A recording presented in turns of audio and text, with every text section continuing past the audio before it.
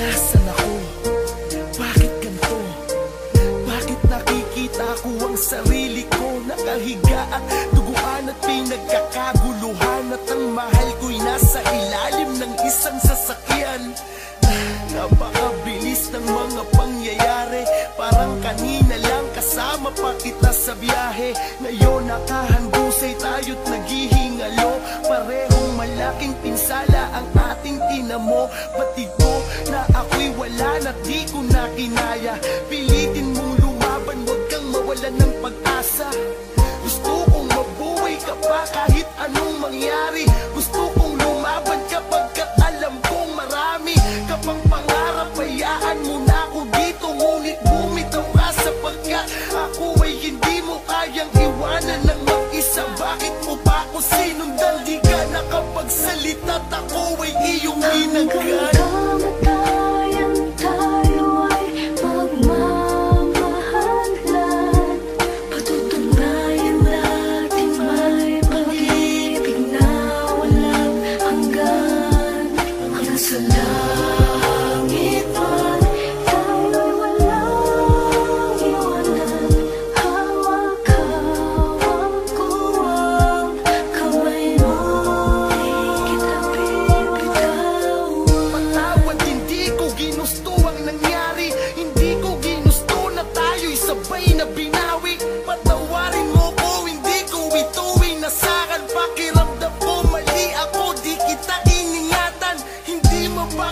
Paikot-ikot sa pinangyarihan, nakatingin sa katawan mo, kunti-kunting binabawian ng buhay.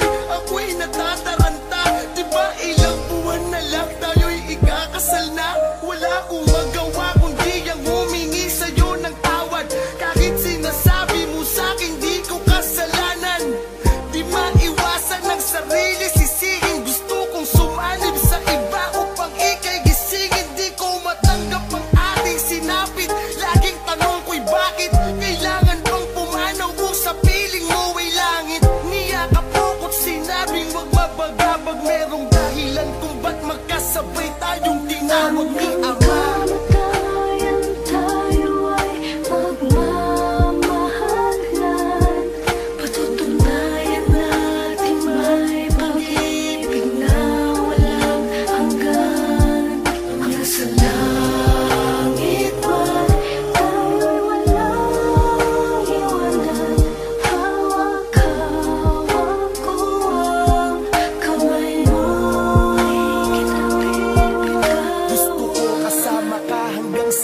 Sandali kaya magkatabing nilaga ang ating mga labi. Kahit tayo'y pumanaw na di hadlang upang tuparin ang pangarap natin, nakasalan ay tuloy pa rin. Patutunayan nating may pag-ibig na panghabang buhay. Maaga man tayo binawi ng Diyos sa mundo, yun ay dahil merong dahilan. Masakit mang mang-iwan tayo, pero talagang tapos na ang misyon natin bilang tao sa ating puro